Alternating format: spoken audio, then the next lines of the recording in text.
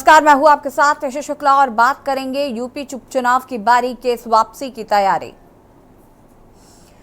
उत्तर प्रदेश की योगी आदित्यनाथ सरकार ने 2015 में विभिन्न समुदायों के बीच झड़प के दौरान हुए दंगे और आगजनी की घटना से संबंधित 31 आरोपियों के खिलाफ लंबित आपराधिक मामला वापस लेने का आदेश दिया है। अधिकारियों ने यह जानकारी दी। कानपुर के फजलगंज थाना क्षेत्र के दक्षिण पूर्व में एक धार्मिक पोस्टर के कथित अनादर के कारण दो समुदायों के सदस्यों ने पथराव किया और एक दूसरे के खिलाफ नारे लगाए।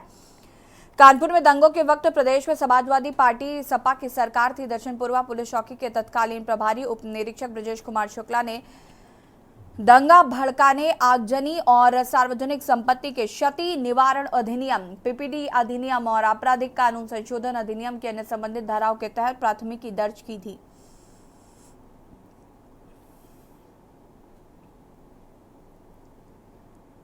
जिला सरकारी वकील अपराध दिलीप अवस्थी ने बताया कि सभी 31 आरोपियों ने राज्य सरकार को एक लिखित अनुरोध प्रस्तुत किया जिसमें उनके खिलाफ आपराधिक मामला वापस लेने की मांग की गई थी।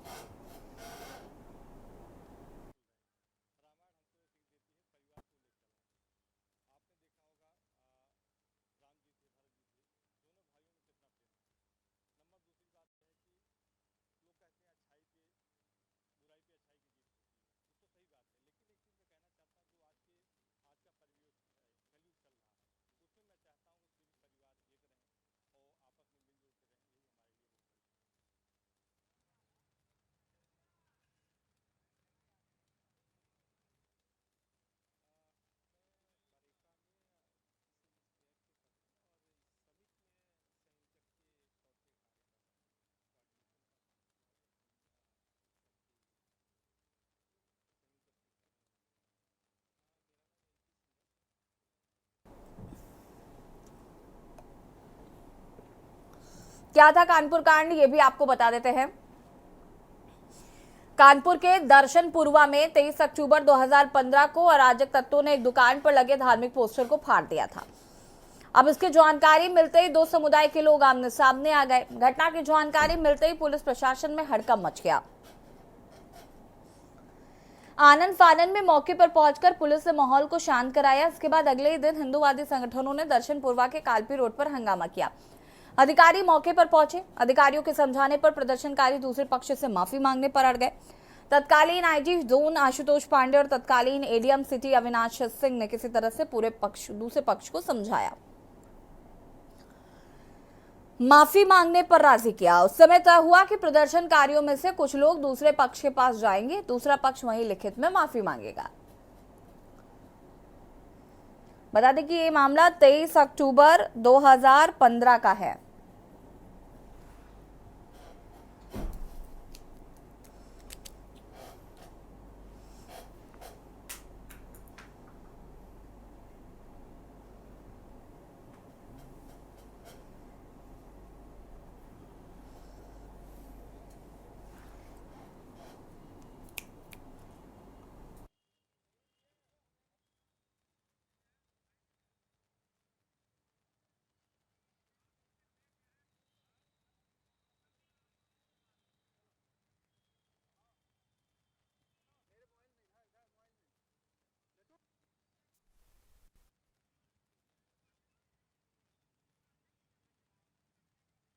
इकतीस आरोपियों के खिलाफ लंबित आधिकारिक आपराधिक ये मामला रहा। आरोपियों के आपराधिक केस वापस लेने का आदेश जारी किया गया है।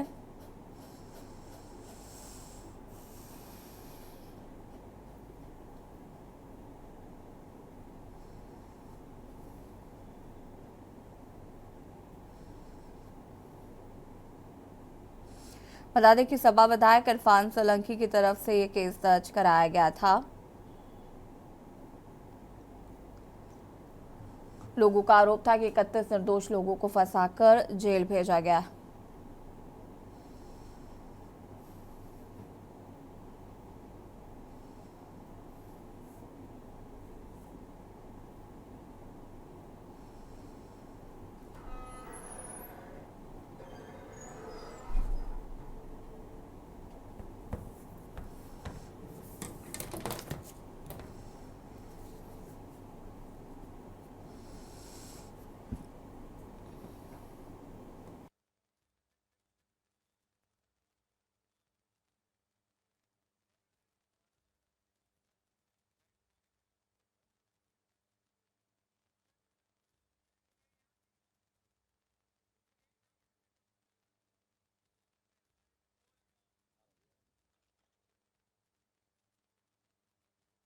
हमारे साथ जुड़े हुए हैं। सारिका, सबसे पहले तो ये क्या कुछ पूरा मामला है?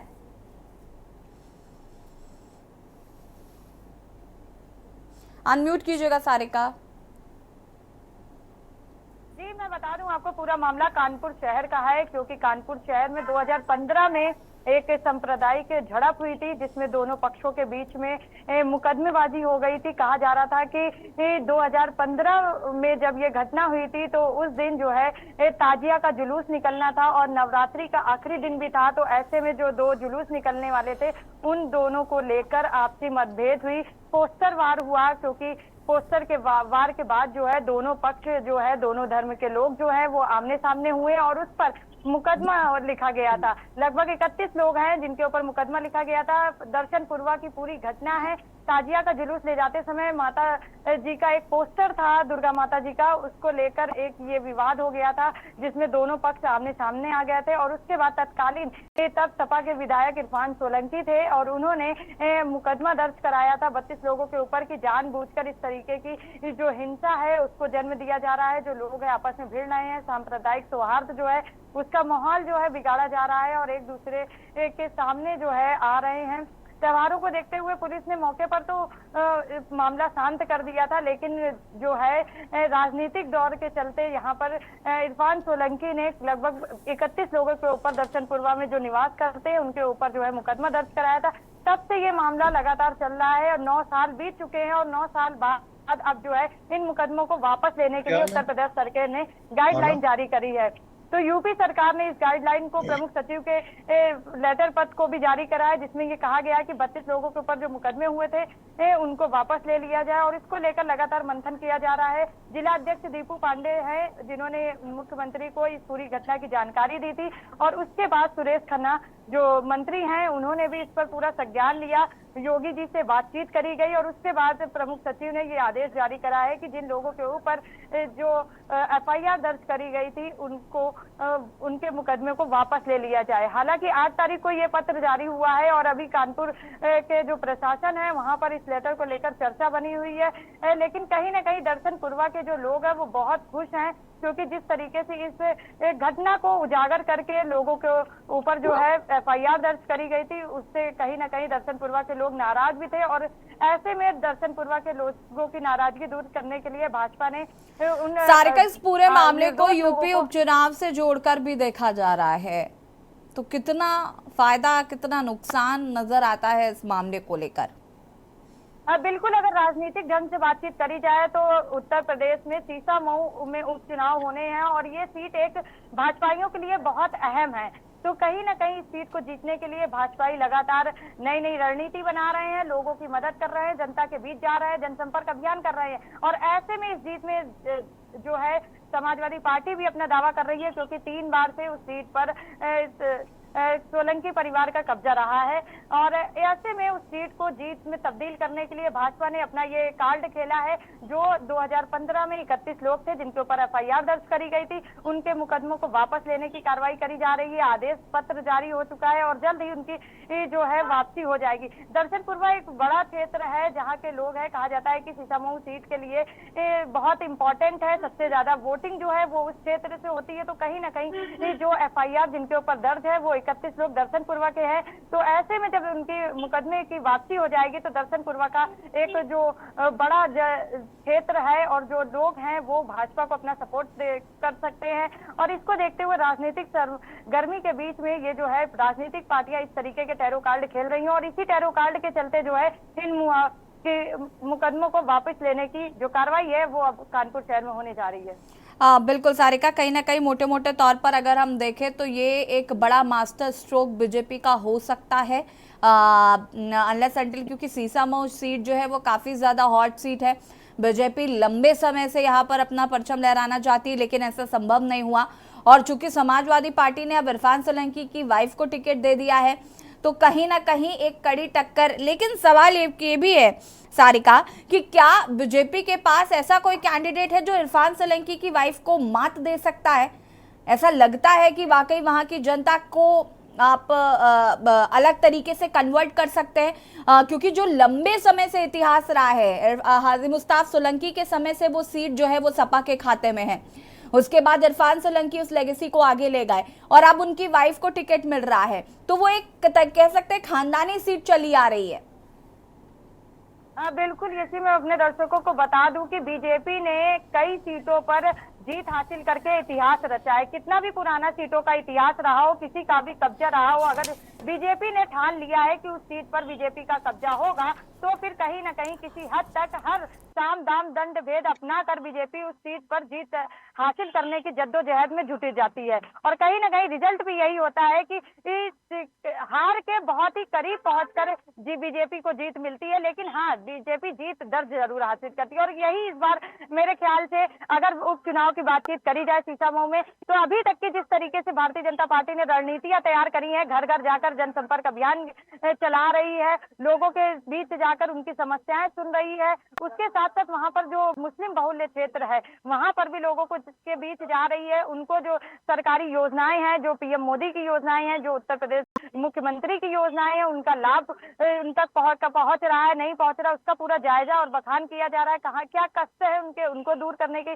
जो कवायद है वो करी जा रही है। तो पूरा फोकस जो है भारतीय जनता पार्टी का इस उप चुनाव के लिए सीसामऊ सीट पर है। और कहीं ना कहीं जिस तरीके से समाजवादी पार्टी ने पूर्व विधायक की पत्नी को टिकट देकर अपना प्रत्याशी घोषित कर दिया है, तो उससे भाजपा डर नहीं रही है। भाजपा ने अपना प्रत्याशी ना घोषित करके ये कह दिया है कि वो ऐन मौके पर जब अपना प्रत्याशी उतारेगी, तब तक समाजवादी पार्टी के जितने भी दाव पेच है वो खत्म हो चुके होंगे, वो भारतीय जनता पार्टी के सामने आ चुके होंगे और नई रणनीति के साथ भारतीय जनता पार्टी अपने नए प्रत्याशी को उतारेगी और कहीं ना कहीं उस प्रत्याशी से उस सीट को भी जीत हासिल करवाएगी। ठीक है सारिका, वापस आएंगे। शैलेंद्र तिवारी नेता बीजेपी हमारे साथ जुड़ चुके हैं। शैलेंद्र जी, स्वागत है आपका सबसे पहले तो के न्यूज में।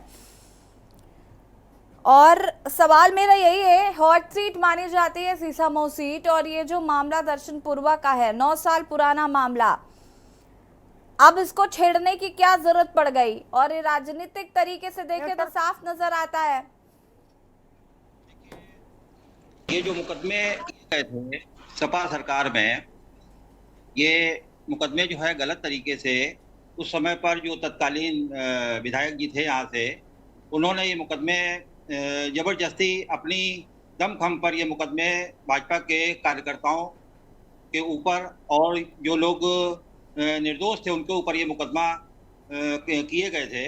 जो निर्दोष लोगों के ऊपर थे, ये निश्चित तौर पर जो माननीय मुख्यमंत्री योगी आदित्यनाथ जी ने ये कदम उठाया है, ये एक सराहनीय कदम है और इस पे बहुत ही सही तरीके से कार्य उन्होंने जो निर्णय लिया है, ये बिल्कुल सही निर्णय लिया है। शैलेंद्र जी, मुझे एक शेर याद आ रहा है, हुजूर बहुत देर कर दी आपने आते आते, 9 साल लगा दिए आपने इस मामले को समझने में, सुलझाने में, और टाइमिंग्स इतनी एग्जैक्ट टाइमिंग की उपचुनाव सर पे है और उसके बाद हमें पता चलता है कि अरे 31 लोग तो निर्दोष हैं बेचारे, उनको छोड़ देना चाहिए। इसका प्रयास पहले भी किया जा चुका है, परंतु काफी जो है यहाँ पर और भी तमाम प्रकार की जो चीजें थी, जो समस्याएं थी, उनको लेकर के लोग उस पर व्यस्त रहे।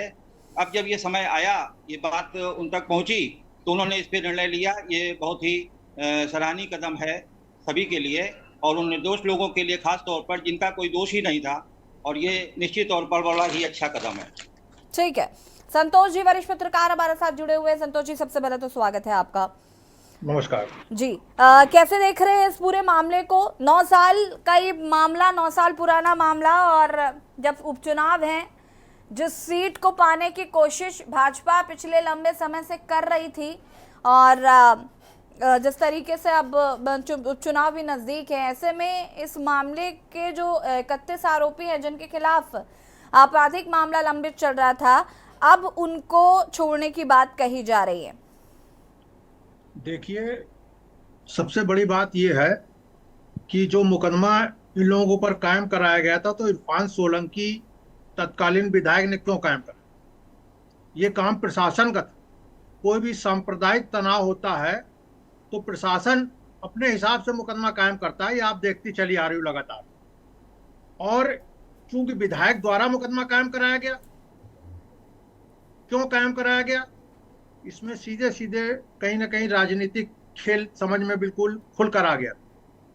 अब मुकदमा वापसी का जो बात है, चूंकि अब सर पे उपचुनाव है, अभी तक भाजपा की सरकार बनी रही लगातार, उस समय इनको याद क्यों नहीं आया? अब उत्पीड़न याद आया? अब उपचुनाव में शीशामऊ की क्षेत्र की जनता से सब मिलने जा रहे हैं? ऐसा क्यों? पहले क्यों नहीं गए? शुरू से जाते। और जब इतने लोगों को, निर्दोष के लोगों के ऊपर मुकदमा कायम हुआ, क्या जानकारी नहीं थी? सबको जानकारी थी, शासन तक थी। तब मुकदमा क्यों नहीं आपने वापस किया तुरंत ही? जैसे पहली सरकार बनी थी मुख्यमंत्री योगी आदित्यनाथ जी को, तभी तत्काल मुकदमा वापस ले लेना चाहिए। इस समय मुकदमा लेने का औचित्य का मतलब यह है कि लाभ पाने के लिए। लेकिन एक बात समझ लीजिए आप, जनता सब समझ चुकी है, सारी पार्टियों, चाहे सपा हो, चाहे भाजपा हो, चाहे कांग्रेस हो, कोई दल हो, सबको बहुत कायदे से मात देती है। और रही यहां पर इरफान सोलंकी की पत्नी को हराना इतना आसान नहीं है जितना भाजपा सोच रही है। जन जन तक जाए, चाहे मन मन तक जाए।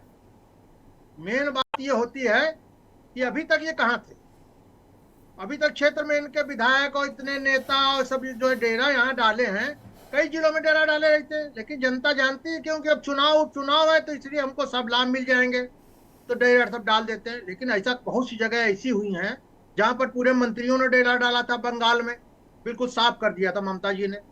तो देखिए, अगर जनता जागरूक हो चुकी है, बीजेपी अपने ये मुगालते में ना रहे कि हम आज उपचुनाव में जा रहे हैं, जन जन के दरवाजे जा रहे हैं, हाथ जोड़ रहे हैं कि भाई नहीं अब ऐसा नहीं, ऐसा सड़कें बनवा रहे हैं। अभी तक क्यों नहीं सड़कें बनवा रहे थे भाई? क्यों नहीं जा रहे थे जन जन तक? आपको तुरंत जाना चाहिए, आपके क्षेत्र, आप सरकार ठीक है। थी। संतोष जी, वापस आएंगे आपके पास। शिवम चतुर्वेदी, नगर महामंत्री हिंदू संगठन से हमारे साथ जुड़ चुके हैं। शिवम चतुर्वेदी जी, स्वागत है आपका। और इस मामले को कैसे देख रहे हैं आप? जी बहुत बहुत नमस्कार। यह पूर्ण रूप से मिसयूज ऑफ एडमिनिस्ट्रेटिव पावर का मामला है। 2015 में एक सपा विधायक हिंदुओं पे, निर्दोष हिंदू समुदाय के 31 लोगों को जेल भिजवा देते हैं, और जेल ही नहीं, उनके जीवन के 10 महत्वपूर्ण वर्षों की हत्या करवा देते हैं। यह प्रश्न हमारे तीनों पिलर, एग्जीक्यूटिव, लेजिस्लेटिव, जुडिशरी पे एक महत्वपूर्ण प्रश्न है कि क्या उन निर्दोष व्यक्तियों का दोष क्या था, जिनका परिवार, जिनके रिश्तेदार, जिनका स्वयं का जीवन आहूत हो गया केवल अपने धर्म, अपने संस्कृति की रक्षार्थ। उनके समय का कीमत कौन चुकाएगा? क्या किसी पॉलिटिकल पार्टी, क्या भारत की न्यायपालिका, क्या भारत की विधायिका, क्या भारत की कार्यपालिका में सामर्थ्य है कि उनके उस त्याग का, उनके उस समय की कीमत अदा कर पाए? साथ में इस देश में हिंदू पैसिव सिटीजन है। हिंदू इस देश में 2ym दर्जे का नागरिक है, और यह नागरिक है नहीं, पिछले 1000 सालों से जो हिंदुओं को माले गनीमत समझ के हिंदुओं की संपत्ति को, हिंदुओं की संस्कृति को समझने की जो भूल हो रही है, वही भूल आज भारत के राजनीतिक दल भी कर रहे हैं। लोकतंत्रीकरण की इस प्रक्रिया में हिंदुओं का लोकबंदीकरण हुआ है। हिंदुओं को आईपीसी की बेड़ियां पहना दी गई हैं, जबरदस्ती के मुकदमे लगा के आप हिंदुओं को जेल में डाल दे रहे हैं। वही कोई नारे लगाता है गुस्ताखी रसूल की 1 सजा सर्तन से जुदा, और जब हिंदुओं के साथ हिंदुओं के देवी देवताओं का अपमान होता है, जब हिंदुओं के चरित्रों का अपमान होता है, उनका हनन होता है, उनके पोस्टर जो है पैरों तरह रौन दिए जाते हैं, तब ब्लास्फेमी की बात इन लोगों को गांधारी की तरह जो आंखों में पट्टी लगाए हुए उनको ये बात दिखाई नहीं देती। 2015 के इस मामले में जो पर्सनल प्रॉपर्टी सिक्योरिटी एक्ट के तहत मुकदमा किया गया, वह सर्वथा निंदनीय है, और योगी आदित्यनाथ जी के, भाजपा के इस फैसले का हम बहुत खुले दिल से स्वागत करते हैं, अभिनंदन करते हैं। आज विजयादशमी का पर्व है, और विजयादशमी के इस पर्व में भगवान राम जो साक्षात धर्म का, साक्षात न्याय का मूर्तिमान स्वरूप है, रामो विग्रहवान धर्मः, और उस धर्म को प्रतिष्ठित करते हुए माननीय मुख्यमंत्री जी ने हिंदुओं के लिए, और हिंदुओं ही नहीं, मैं तो यहाँ पे कहूंगा निर्दोष व्यक्तियों के लिए, जो निर्दोष हैं, जो भारत के नागरिक हैं, जो भारत के मूल चरित्र का रिप्रेजेंटेशन करते हैं। नहीं, ये सब तो ठीक है शिवम चतुर्वेदी जी, लेकिन आपको नहीं लगता कि काफी देरी हो गई इस मामले को समझते समझते? जी निश्चित रूप से, क्योंकि गवर्नमेंट दोबारा आई है, और पहली सरकार में आप नहीं कर पाए, दूसरी सरकार में भी आप नहीं कर पाए, तो कैसे हम मान लें कि ये मौके की नजाकत का फायदा उठाने की कोशिश नहीं कर रहे हैं? देखिए, यहाँ पे 2 पहलू आपको समझने पड़ेंगे। पहली चीज तो बात यह है कि इतना विलंब क्यों हुआ, और दूसरी बात है कि निर्णय किसने लिया। निर्णय चाहती सपा सरकार भी ले सकती थी, या सपा सरकार को अपनी गलती का रियलाइजेशन होता, समाजवादी पार्टी को अपनी गलती का रियलाइजेशन होता, वे चाहते वे जाके अपील करते, लेकिन उन्हें ऐसा नहीं किया। उसके साथ ही भाजपा की योगी सरकार ने किया। तो आज का ट्रेंड, आज का वर्तमान में भारत का राजनीतिक पार्टियों का चरित्र और भारत में चुनावों का चरित्र हमको समझना पड़ेगा कि यहाँ का जो मूल नागरिक है, भारत का जो नागरिक है, वह टूल है राजनीतिक पार्टियों के लिए, और जो हमारी सेवा के लिए लोग हैं वे हमारे सुपीरियर बन चुके हैं। जो जनता के नौकर थे आज वे जनता के आदर्श और जनता के सुप्रीमो बन चुके हैं। यह लोगों के मानस में स्थापित हो चुका है और उन्हें लगता है कि वो लोगों को किसी भी तरह रेगुलेट करेंगे, किसी भी समय यूज करेंगे। तो ये जो वीआईपी कल्चर योगी सरकार ने जैसे बंद किया है, उसी तरह से जनता को टूल की तरह बंद करने की प्रक्रिया भी समाप्त होनी चाहिए। न्याय को समय पे दिलाना चाहिए, वरना वह दिन दूर नहीं जब न्यायपालिका, विधायिका और ये संपूर्ण लोकतंत्र के प्रक्रिया से लोगों का विश्वास उठ जाएगा और लोगों की आस्था इनसे टूट जाएगी। तो यदि भारत के संवैधानिक संस्थाएं यह चाहती हैं कि लोगों की आस्था भारत की न्याय व्यवस्था में, भारत की संवैधानिक व्यवस्था में, लोकतंत्री व्यवस्था में रहे, तो उनको लोगों को सुसंगत समय पे न्याय दिलाना पड़ेगा। अन्यथा एक समय आएगा कि विधायक, सांसद और ये लोकतंत्रीकरण की प्रक्रिया की कोई वैल्यू, कोई श्रद्धा बचेगी नहीं, क्योंकि एक बहुत ही अच्छा संतोष जी, अंतिम प्रतिक्रिया मैं आपकी इस पर लूंगी और मैं ये जानना चाहती हूँ, हम जानते हैं कि बीजेपी के लिए राह आसान नहीं है, सीसामऊ सीट जीतना बीजेपी के लिए एक टेढ़ी खीर है, लेकिन ये जो जिस तरीके से मुकदमे वापस लेने की बात जो आ रही है, इसका इम्पैक्ट क्या 1% भी पड़ेगा जनता पर? जी निश्चित रूप से इसका इम्पैक्ट पड़ेगा। शिवम जी, इसका ये सवाल संतोष जी से, एक सेकंड रुकिए संतोष जी। न्याय स्वयं करती, आज वो विधायक जिन्होंने निर्दोषों पर मुकदमा कराया, आज की स्थिति क्या है? आज वे हैं कहां? शिवम जी होल्ड ऑन। वही इरफान सोलंकी, उनका ठिकाना आज है क्या? आज वो स्वयं जेल में है। ठीक है, रुक जाइए संतोष जी। जी सवाल मेरा आपसे था, आपको लगता है 1% भी फायदा होगा? देखिए ऐसा है, ये सब राजनीतिक पार्टी के लोग, सपा अपना दावा करेगी, भाजपा अपना डंका बजाएगी, कांग्रेस को नहीं भी कोई आया, कांग्रेस को उनका एनडीए गठबंधन है कि नहीं है, उनकी तो खिचड़ी अलग पकती है। लेकिन जो इन्होंने एक बात कही, बड़ी महत्वपूर्ण बात कही कि ये सब समाप्त हो जाएंगे, विधायक, मंत्री, संतरी, ये सब चपरासी हो जाएंगे देश। भाई सबसे बड़ी चीज है कि अधिकारी इस समय डेमोक्रेसी, अधिकारी जो हैं आकर वो हावी हो रहे हैं, मुख्यमंत्री को गुमराह कर रहे हैं, ये खुद ही मौका दे रहे हैं कि बीजेपी का किसी तरह सफाया हो, अंदर से कुंठित हो चुके होंगे।